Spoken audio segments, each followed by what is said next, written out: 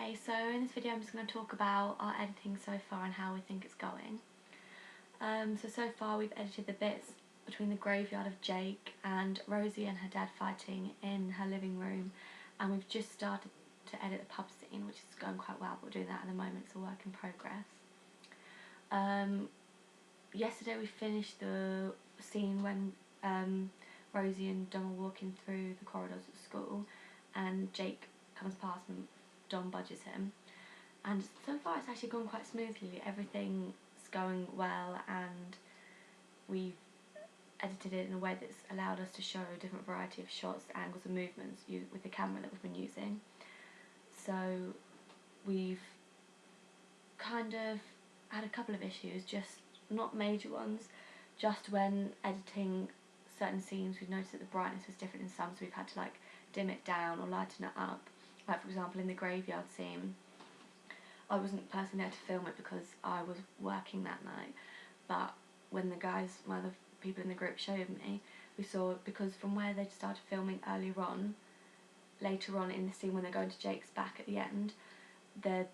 it got a lot darker by then, so we had to use tools on Final Cut Express to lighten it up and make it kind of fit in with the bit from the start, so it fitted in better. But that worked well. And also when doing the flashbacks, we changed that by going on Final Cut Express effects and video, and then choosing the bloom, I think it was bloom, option, and then just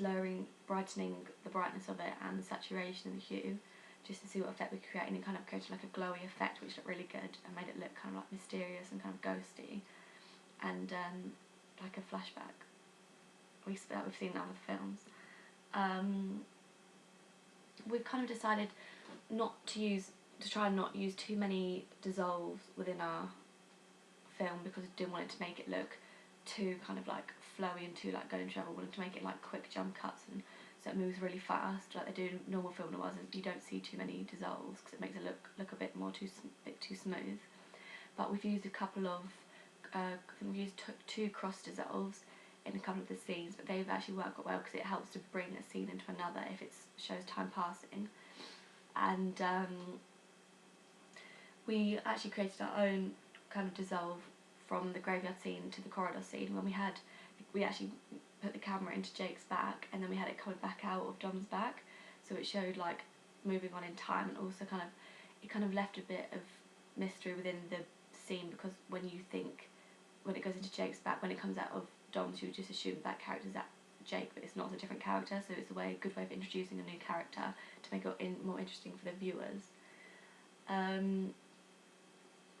The voiceovers we've done so far work quite well. We've just had one of Jake, he did in the Mac room when we were in there, and we just did a simple voiceover of him speaking kind of like a monologue that we'd written out, and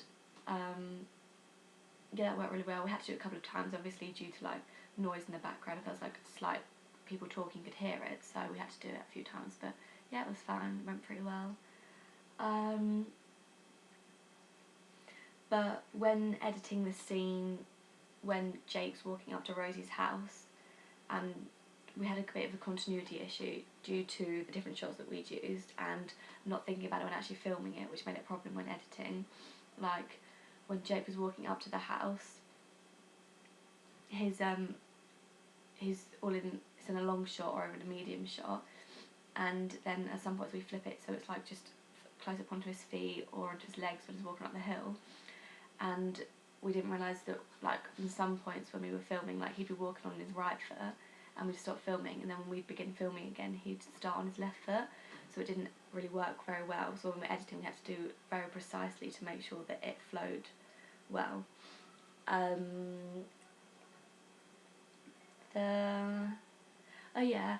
At the pub scene we tried this movement which actually looked really well. I think it was Dom and Toby who did it. We didn't want to just have a plain establishing shot of the pub, because I thought it's kind of like everyone does that. I want to try something new and add a different edge to our film and to the scene. So we had a shot from the pub outside, and what we did, we actually, like, we zoomed right up to the window to the seats you could see Jake and Rose sitting in, and then we switched it round and went inside the pub, and we had it coming out of the window, and then we panned it around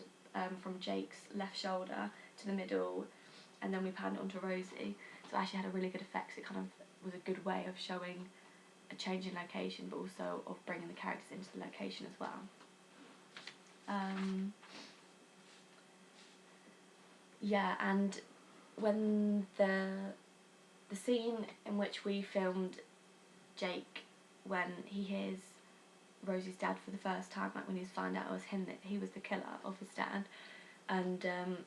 we had him ring up the number. We had to add in the sound of Rosie's dad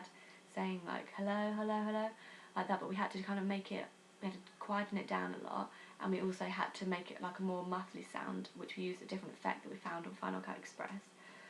to make it seem more realistic, so it wasn't too loud, because when you're on the phone it's generally not particularly loud and it's not particularly clear, so we had to kind of make it realistic within our film.